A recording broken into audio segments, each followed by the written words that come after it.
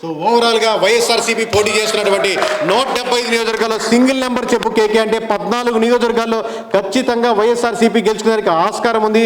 ఈ 14 చోట్ల మాత్రమే వైఎస్ఆర్సీపీ గెలుచుకునేదానికి ఆస్కారం ఉంది అని క్లారిటీగా ఖచ్చితంగా చెప్తాం సార్. తర్వాత మీకు ఎక్స్ప్లెయిన్ చేసినప్పుడు ఏ నియోజకవర్గాలు ఇండివిజువల్గా మేము ఎక్కడ సానుభూతిగా ఉన్నాం, ఎక్కడ పాజిటివ్గా వేసాం వైఎస్ఆర్సీపీకి, ఎక్కడ ఖచ్చితంగా గెలుస్తుంది ఈ మొత్తం చెప్తాం. సో ఓవరాల్గా నెంబర్స్ నోట్ చేసుకోండి. 175 నియోజకవర్గాల్లో కేకే అనేవాడు ఏం చెప్తున్నాడు, కేకే సంస్థ నుంచి, కేకే సర్వేస్ నుంచి ఏం చెప్తుందో, వైఎస్ఆర్సీపీ మొత్తం పోటీ చేసినటువంటి 175 నియోజకవర్గాల్లో ఒక్క నియోజకవర్గం కూడా వేరే వాళ్ళకి ఇవ్వలేదు, వేరే పార్టీతో పొత్తు లేదు, సింగిల్గా వచ్చింది. 175 నియోజకవర్గాల్లో 14 చోట్ల వైఎస్ఆర్సీపీ గెలిచేదానికి ఆస్కారం ఉందండి.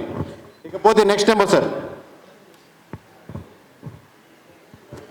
టీడీపీ పోటీ చేసినటువంటి 144 నియోజకవర్గాల్లో మార్క్ మై ఓట్స్ ఎవరి సపోర్ట్ అవసరం లేకుండా గెలిచేంత వరకు కూటమి అవసరం ఖచ్చితంగా ఉంది. కానీ గెలిచిన తర్వాత తను పార్టీలో ముందుకెళ్లేదానికి, తను సంస్థని ముందుకు ఇంకా తీసుకెళ్లేదానికి, ఆ సింహాసనం మీద అధిరోహించేదానికి 133 స్థానాలు ఖచ్చితంగా టీడీపీకి వచ్చేదానికి ఆస్కారం ఉంది సార్.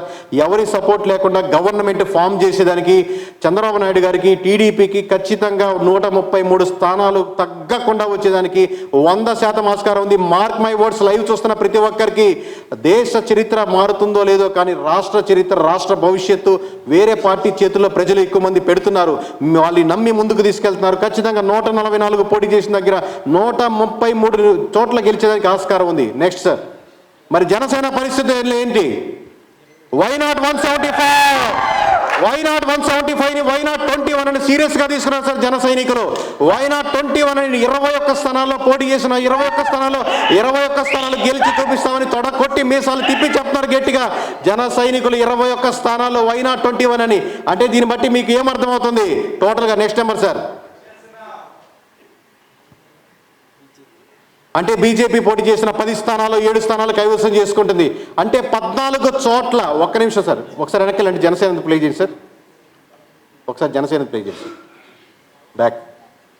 అంటే 14 చోట్ల వైఎస్ఆర్సీపీ గెలుచుకుంటే, 14 చోట్ల వైఎస్ఆర్సీపీ గెలుచుకుంటే 21 చోట్ల జనసేన గెలుచుకునే దానికి ఆస్కారం ఉంది. అంటే ప్రధాన ప్రతిపక్షం నేనే, అసెంబ్లీలో ప్రధాన ప్రతిపక్షం కోల్పోతుంది వైఎస్ఆర్సీపీ. ఇక మీదట నెక్స్ట్ గవర్నమెంట్లో అంటే వాళ్ళు కూటమిలో ఉండొచ్చు కానీ టెక్నికల్గా ప్రధాన ప్రతిపక్షం నేనే అని జనసేన ముందుకు వస్తుంది. అంటే 18 సీట్లు, అంటే ఎవరికైనా తెలియని వాళ్ళకి చెప్తున్నాం సార్, 18 సీట్లు దాటితే వాళ్ళకి ప్రతిపక్ష హోదా ఇస్తారు. సో ప్రతిపక్ష హోదా వైఎస్ఆర్సీపీ కోల్పోతుంది. ఖచ్చితంగా జనసేన ప్రతిపక్ష హోదాలో తీసుకొని 21 స్థానాలు పోటీ చేసింది, మేము గెలవగలమని ఖచ్చితంగా క్లారిటీగా ముందుకెళ్ళ. ఇక మీదట మనకు ఆంధ్రప్రదేశ్ రాష్ట్రంలో అసెంబ్లీలో ప్రధాన ప్రతిపక్షం జనసేనని. Mark my words. Next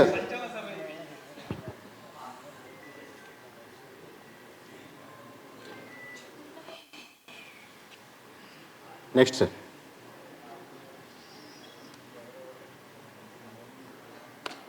so ఇప్పుడు ఏపీ పార్లమెంట్ సీట్లో 25 సీట్లు పోటీ చేసిందండి. Mark my words. మీరు రేపు పొద్దున్న రిజల్ట్స్ వచ్చాక కూడా చూడండి, రిజల్ట్స్ వచ్చాక చూడండి, ఒకటేమైనా తప్పైనా పర్లేదు, రిజల్ట్స్ వచ్చాక చూడండి. అంటే ఒక్కొక్క పార్లమెంట్కి మీకు 7 నియోజకవర్గాలు ఉంటాయి. 7 నియోజకవర్గాలు తీసుకోండి. 7 నియోజకవర్గాలు లేదు, ఒకటి తప్పైనా పర్లేదు, యాక్సెప్ట్. 7 నియోజకవర్గాల్లో ఏ ఒక్క పార్లమెంట్లో 4 నియోజకవర్గాలు వైఎస్ఆర్సీపీ గెలిచిన నియోజకవర్గాలు మీకు ఉండవు. మొత్తం పార్లమెంట్లో 25 పార్లమెంట్లు తీసుకోండి. లెట్స్ అజ్యూమ్ నేను ఒక దాంట్లో రాంగ్ అవ్వచ్చు, ఆప్షన్ తీసుకుంటున్నాను, బట్ 25 కాన్ఫిడెంట్గా ఎందుకు చెప్తున్నాం అంటే ఏ ఒక్క పార్లమెంట్లో కూడా 4 నియోజకవర్గాలు అంటే అవుట్ ఆఫ్ 7 4 నియోజకవర్గాలు మేము గెలుస్తాము, మేము ఖచ్చితంగా గెలుస్తామని రిజల్ట్స్ మీరు వేసుకొని చూడండి. అప్పుడు కేకే మీద కామెంట్ చేయడానికి, కేకే మీద గురిపెట్టేదానికి, కేకే అమ్ముడు పోయడానికి చెప్పేదానికి మీరు ఆలోచించవచ్చు. నెక్స్ట్ సార్,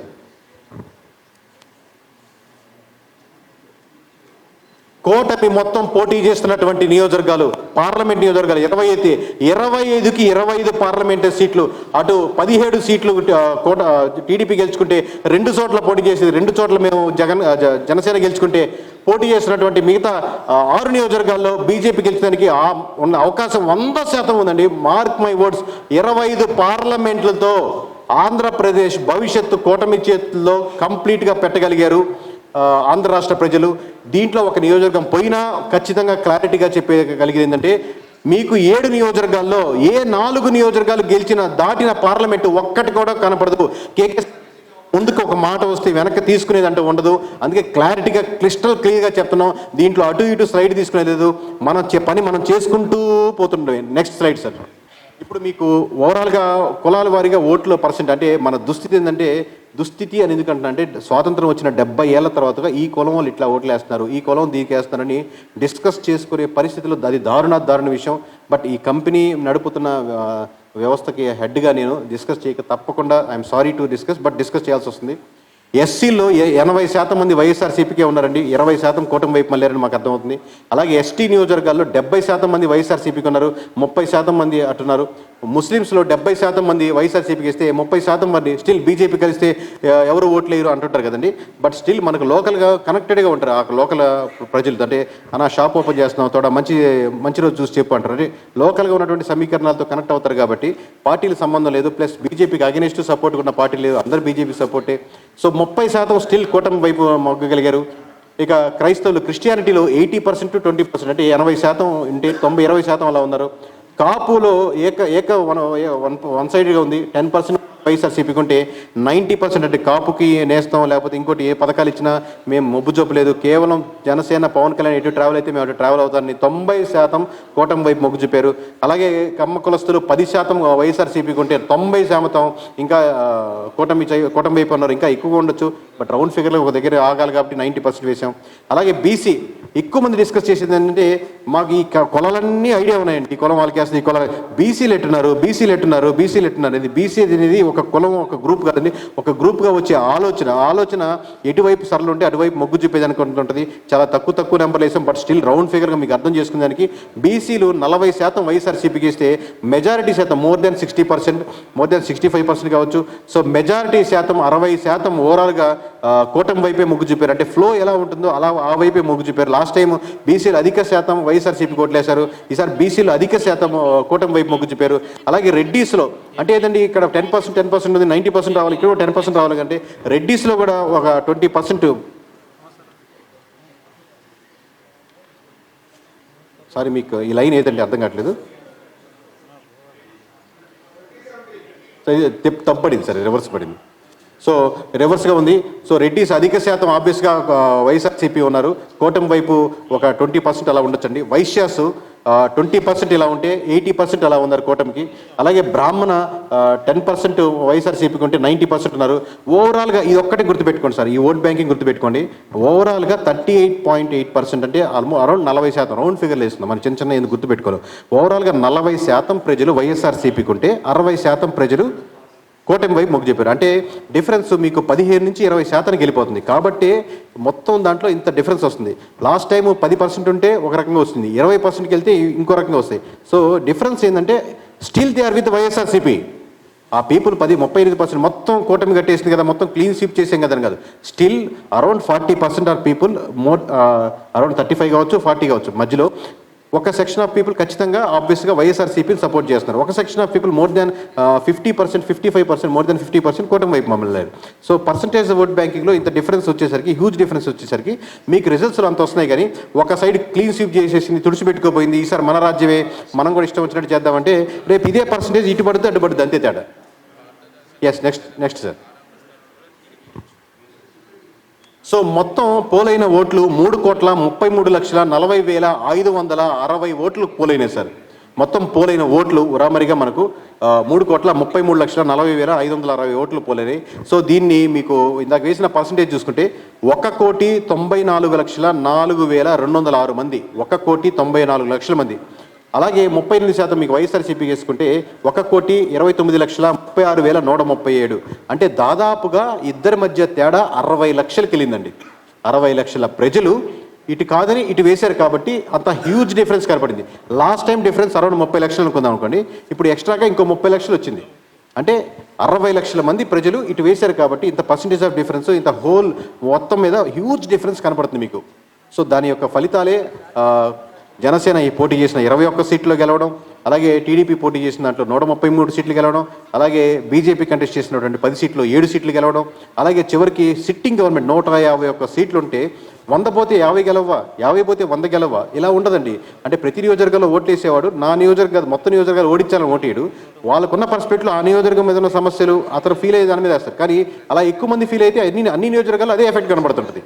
అది 14 కావచ్చు, 15 కావచ్చు, 20 కావచ్చు. సో మనం ఇంత గంటాపదంగా కాన్ఫిడెంట్గా చెప్పేదానికి ఎంత అంచనా వేసి ఒక సింగిల్ నెంబర్ మీ ముందు ప్రజెంట్ చేసేదానికి ఒకసారి ఊహించుకోండి మీరు. Thank you sir. నెక్స్ట్.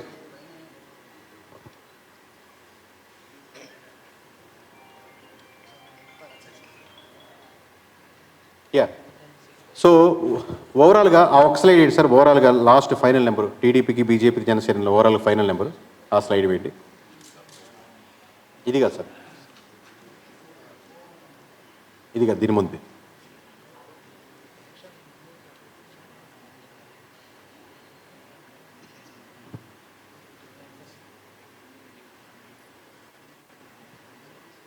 అంటే ఇలా ఫైనల్గా వచ్చిన నెంబరు ఇది కాదు సార్, ముందు నెంబరు ముందు దీని ముందు సార్.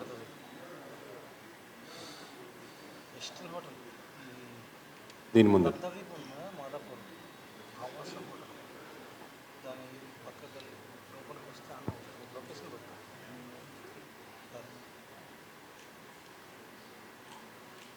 సో ఘంటాపదంగా చెప్తుంది ఏంటంటే ఓవరాల్గా అసెంబ్లీలో ఖచ్చితంగా ఆంధ్రప్రదేశ్ రాష్ట్ర చరిత్రలో ఎటువంటి కనీ విని ఎరుగని డిఫరెన్స్ ఓట్ బ్యాంకింగ్తో కూటమి గెలుపొందుతుంది. అందులో ప్రధానంగా టీడీపీ తను పోటీ చేసినటువంటి 144 నియోజకవర్గాల్లో 133 నియోజకవర్గాలు గెలవడం అంటే ఒక 2 సంవత్సరాల ముందు ఈ మాట చెప్తే నర్ర మానవుడు ఎవడు 100 సీట్లు దాటేదానికి మొత్తం కూటమి గట్టిన ఆస్కారం లేదనుకుంటారు. బట్ మనం దీని నుంచి ఒక పాఠం నేర్చుకోవాల్సింది ఏంటంటే ప్రజలు ఎక్స్పెక్ట్ చేసే విధానంలో చాలా మార్పులు వస్తున్నాయి. వాళ్ళు ఎక్స్పెక్ట్ చేసేది ఓన్లీ వెల్ఫేర్ స్కీమ్స్ మాత్రమే కాదు. వెల్ఫేర్ స్కీమ్స్ ఓట్ బ్యాంకింగ్ ఉంటుంది, అది టీడీపీ చేసినా వైసీపీ చేసినా ఎవరు చేసినా వెల్ఫేర్ స్కీమ్స్ ఓట్ బ్యాంకింగ్ ఉంటుంది. కానీ కేవలం వెల్ఫేర్ స్కీమ్స్ మాత్రమే నేను నడుపుతాను, కేవలం స్కూల్స్, రోడ్స్, హాస్పిటల్స్, కరప్షన్, మంచి మినిస్టర్స్, మంచి వసతులు లేకపోతే ఉద్యోగాలు ఇవి కల్పించాలి అన్న కోరికతో అటు ఇటు మారుతున్నారు. కానీ ప్రజల హోప్స్ మటుకు ఎప్పటికీ అలాగే ఉంటున్నాయి. ఖచ్చితంగా అవి నిలబెట్టుకున్న వాళ్ళే లాంగ్ రన్ 5 సంవత్సరాలు అయిందండి, 20 సంవత్సరాలైనా ఎవరిని ఓడించరండి. మీరు అయిపోయినట్టు ఓట్ బ్యాంకింగ్ పెరిగినా వాళ్ళే ఉంటారు, ఓట్ బ్యాంకింగ్ తగ్గినా వాళ్ళే ఉంటారు. ఖచ్చితంగా ఏ పార్టీ అయినా సరే ప్రజలు వెల్ఫేర్ స్కీమ్స్తో పాటు ముఖ్యంగా కారణంగా వాటికి కావాలనుకున్న కోరిక యాంటీ కరప్షన్గా ఉండి స్ట్రాంగ్గా నిలబడి ఈ కుల మతాలని డివైడ్ చేసి ఈ ఓట్ బ్యాంకింగ్ డివైడ్ చేసి ఈ కులం వాళ్ళు వాళ్ళకేస్తున్నారు, ఈ కులం వాళ్ళు వాళ్ళకేస్తారు, ఈ కులం వాళ్ళు ఎక్కువ మంది మనకేస్తున్నారని చెప్పి ఆ కులాల సమీకరణాలను బట్టి ఓట్ బ్యాంకింగ్ టర్న్ చేసుకుని లాంగ్ టర్మ్గా ఆ కులాలను అలాగే ఉంచేసి అనగదొక్కేటట్టు చేస్తే చివరికి ఏ పార్టీకైనా అలాగే దుస్థితి ఉంటుంది. ఈసారి వైఎస్ఆర్సీపీకైనా రేపు కూటమికైనా సేమ్ లైన్లో ట్రావెల్ చేస్తే నెక్స్ట్ మన ప్రెస్ మీట్లో నెక్స్ట్ మీటింగ్లో మనం ఇదే మాట్లాడుకోవాల్సి వస్తుంది. సో ఇదండి కేకే సర్వీస్ నుంచి వచ్చే ఆఖరి మాట. పోటీ చేసిన 144 నియోజకవర్గాల్లో 133 సీట్లు టీడీపీకి గెలిచడానికి ఆస్కారం ఉంది. వైనాట్ 175 అని, వైనాట్ 21 అని జనసేన చాలా సీరియస్గా తీసుకుంది. అది అర్థం చేసుకోలేకపోయింది వైసీపీ. వైనాట్ 21 అని చెప్పి 21 పోటీ చేసిన 21 స్థానాల్లో బలంగా తొడకొట్టి మీసాలు తిప్పి 21 చోట్ల జనసేన గెలిచినందుకు 100% ఆస్కారం ఉంది. అలాగే బీజేపీ పోటీ చేసిన 10 స్థానాల్లో 7 స్థానాలు కైవసం చేసుకునే ఆస్కారం ఉంది. ఇకపోతే 151 స్థానాలతో మొదలుపెట్టిన వైఎస్ఆర్సీపీ ఈరోజు 14 చోట్ల అంటే దాదాపుగా 20 స్థానాల లోపు దిగబడింది. అంటే దిగాల్సి వచ్చింది. తను చెల్లిన ప్రయాణం అలా ఉంది. కేకే సర్వీస్ని ఫాలో అవుతున్న వాళ్ళకి, కేకే సర్వీస్ని నమ్ముతున్న వాళ్ళకి, ఇండివిజువల్గా కేకేని బిలీవ్ చేస్తున్న వాళ్ళకి ఒకటే సవాలండి. భూమి కింద పైకి తిరిగినా, పైకి కిందకి వెళ్ళినా, లేకపోతే ఇలా అటు తిప్పినా ఇటు తిప్పినా కానీ మీరు కేకేని కొనాలనుకున్నా, కేకేని కించపరచాలనుకున్నా అది ఈ జన్మలో సాధ్యం కాదు. మేము వేసే ప్రతి నెంబరు జెన్యూన్గా అలాగే ఉండాలని, రేపు పొద్దున ఎలక్షన్ కమిషన్ ప్రజెంట్ చేసే రిజల్ట్స్ కూడా మీరు నివ్వెరపోయే విధంగా ఇదే విధంగా ఉండాలని మనస్ఫూర్తిగా కోరుకుంటూ అలాగే ఉంటుందని నమ్ముతూ అభిమానిస్తున్నటువంటి ఆదరిస్తున్నటువంటి ప్రజలకు, ఇక్కడ విచ్చేసినటువంటి ప్రేక్షకులకు లేదా మీడియా మిత్రులకు, నా అభిమానులకు లేదా నా ఫ్రెండ్స్కు, శ్రేయాస్ మీడియాకి అందరికీ థ్యాంక్ యూ వెరీ మచ్. నేను కూడా ఒక మీలాగే కామన్ మ్యాన్, ఒక నిజాయితీగా నిబద్ధతతో చేసుకుంటూ ఈ సంస్థను ఇంత ముందుకు తీసుకెళ్తూ దీన్ని దేశవ్యాప్తంగా ఇంత బ్రాండ్గా దేశ విదేశాల్లో ఫాలో చేస్తున్నటువంటి ప్రజలందరికీ థ్యాంక్ యూ. మీ సపోర్ట్ లేకపోతే నేను ఈ స్టేజ్ మీద లేను.